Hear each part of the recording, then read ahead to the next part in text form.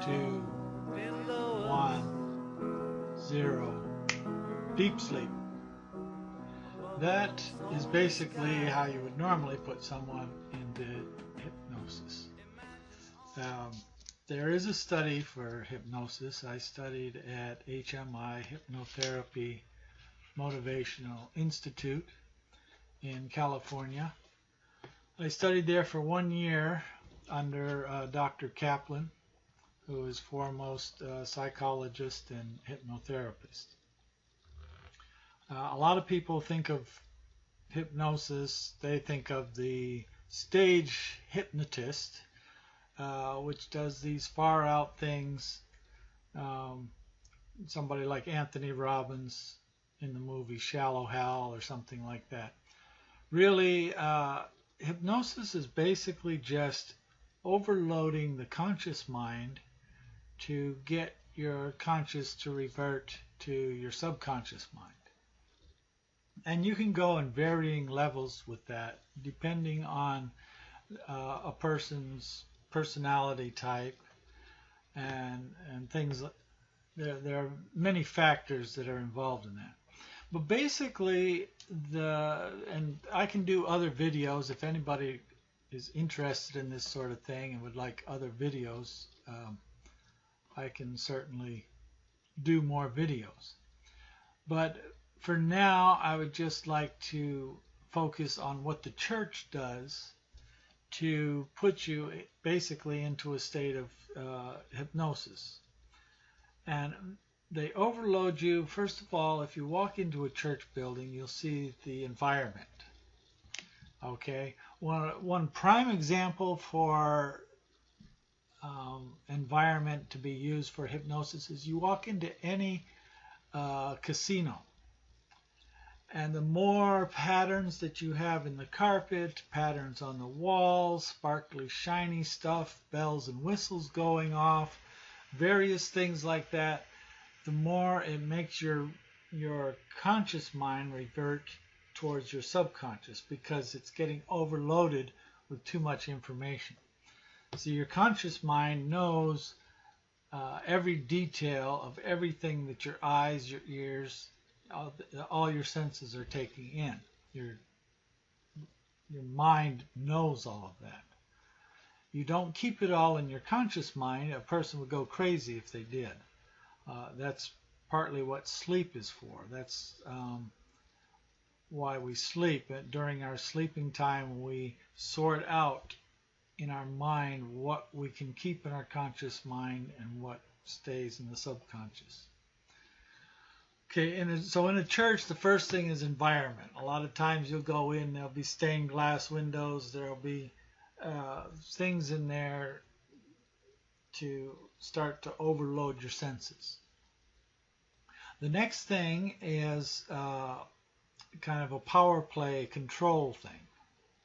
Stand up, sit down. A hypnotherapist would tell somebody to put their arm on the table. Then they would make certain suggestions, to close your eyes. Your mouth is getting dry. You're going to start feeling relaxed. And they start doing relaxation type techniques with the person to get them into a state of hypnosis. Another thing that works very well and is probably the most effective is music. Music goes directly to the subconscious mind. That is why it is so imperative that most churches have a praise and worship time before the minister comes out to give the message, and oftentimes before the offering is taken. This puts the person into a state where that they are receptible to what they are about to hear. And of course, children's mind from age 0 to age 12, they're totally suggestible. That's like a blank computer screen ready for programming. Okay? At about age 12 is when you start to close off your subconscious to your conscious mind. You start to close that off and start developing your own personality, well, not personality, but your own, what I want to say, your own ideals in life of what you believe and basically who you are, which is going to be something separate from your parents. It's going to include not only your parents' world, but your world, like where you go to school and different things like that. So anyway, but getting off track here, get back on. So basically, the church puts you into a state of hypnosis. And then once you're there, they can program your mind. And don't get me wrong, I'm not. People oftentimes will think, oh, this is like a programming thing, and you don't know anything. But you still have consciousness when you're in hypnosis. You still are aware of your surroundings and everything like that. Let me explain it this way. You get up in the morning, you're late for work, things happen, and you're really stressed out, and you get out on the highway, and you drive right on by the exit that you've taken every day for 100 years to go to work. And you're like, how did I miss that? Or you're, not even better yet, you're driving along and all of a sudden you realize, wow, I don't remember the last 5 miles. This is when we call it daydreaming, but really you're off into the subconscious mind. So when you're in this state, you're more susceptible to receive and believe the things that are being spoken to you.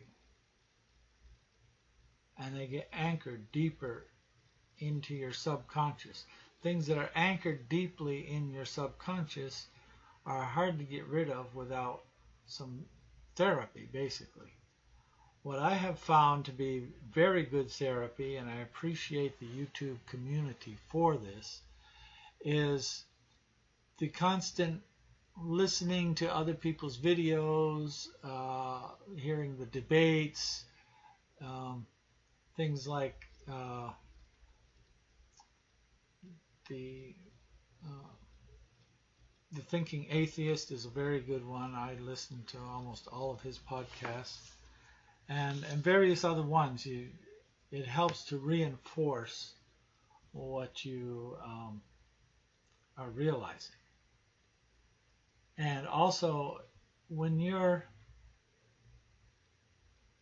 in the church, a lot of times, I know for me, there were moments and times where somebody would give me a prophecy or something like that, and I thought, oh my, only God could possibly know that sort of thing. Well, keep in mind your subconscious mind is very powerful. Your conscious mind is about 20%, whereas your subconscious is 80%. And your subconscious sits there and it starts putting things together for what you want out of life. This is why, like that book, The Secret, that's why some of that sort of kind of works, is because your subconscious mind will sit there and put together, okay, I'm a success. And it starts looking for things to reinforce that. A simple example of how that works would be something like you buy a new car, let's say. Have you ever bought a car and then you go out and all of a sudden you start seeing that kind of car everywhere you go? Well, it's not that there's any more of those cars being sold. It's just that you bought that car and that's what's on your mind, and it's in the forefront of your subconscious, so you start seeing them more because your eyes pick up on that they're there. And so that's all I want to say about that for now. This is, I could do dozens of videos about hypnosis and hypnotherapy and all that sort of thing, but I don't want to make this video too long. So if you like what you hear here, please subscribe. Send me some comments. If you'd like more of these type of videos, please let me know. Thanks. Bye.